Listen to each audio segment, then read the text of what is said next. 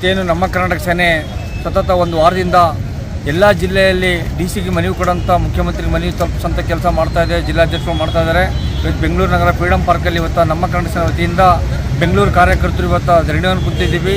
Doctor Sarojini Mahishi ವರದಿ ಜಾರಿಗೆ ಬರಬೇಕಂತೇಳಿ ಹೋರಾಟ ನಡೀತಾ ಇದೆ. ಇವತ್ತು ನಾಡಿನ ನಮ್ಮ ಕನ್ನಡದ ಮಕ್ಕಳಿಗೆ ಭವಿಷ್ಯ ಮುಖ್ಯ. ಇವತ್ತು ಕನ್ನಡದ ಮಕ್ಕಳು ಉದ್ಯೋಗಗಳು ಸಿಗಬೇಕು ಕರ್ನಾಟಕದಲ್ಲಿ. ಅದರಿಂದ ಹೋರಾಟ ಮಾಡೋದ್ರಿಂದ ಜಾರಿಗೆ ಬಂದರೆ ಈ 80% ಕನ್ನಡ ಮಕ್ಕಳಿಗೆ ಉದ್ಯೋಗಗಳು ಸಿಗುತ್ತೆ. ಅದರಿಂದ ಇವತ್ತು ನಮ್ಮ ಕನ್ನಡ ಸೇನೆ ಹೋರಾಟ ಮಾಡ್ತಾಯಿದೆ.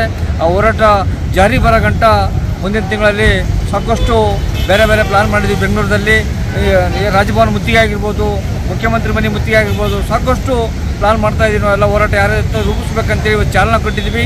ಬೆಂಗಳೂರು ಎಲ್ಲ ಥರ ಹೋರಾಟಕ್ಕೆ ಮುಂದಿನ ದಿನದಲ್ಲಿ ತಯಾರಾಗುತ್ತಾ ಇದೆ.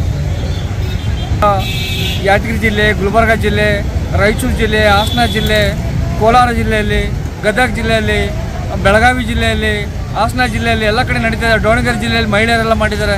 ಎಲ್ಲ ಜಿಲ್ಲೆಯಲ್ಲಿ ಮಾಡ್ತಾಯಿದ್ದಾರೆ. 10 ಜಿಲ್ಲೆಯಲ್ಲಿ ಮಾಡಿದ್ದಾರೆ. ನಾಳೆ ಮುಂದಿನ ದಿನದಲ್ಲಿ ಸಂಸದರು ಮನವಿ ಕೊಡೋಂಥದ್ದು, ತಾಲೂಕು ಕಚೇರಿಗಳಿಗೆ ಮನವಿ ಕೊಡೋಂಥದ್ದು, ಸಂಸದರು ಮತ್ತು ಸಚಿವರುಗಳಿಗೆ, ಶಾಸಕರುಗಳಿಗೆ ಎಲ್ಲ ಕಡೆ ಮನವಿ ಕೊಡೋಂಥ ಕೆಲಸನೂ ಆಗುತ್ತೆ. ಹೋರಾಟನೂ ಮನವಿ ಕೊಟ್ಟ ನಂತರ ಕೇಳಿಲ್ಲ ಅಂದರೆ ಮುಂದಿನ ದಿನ ಉಗ್ರ ಹೋರಾಟಕ್ಕೆ ನಾವು ತಯಾರಿ ಮಾಡ್ತೀವಿ.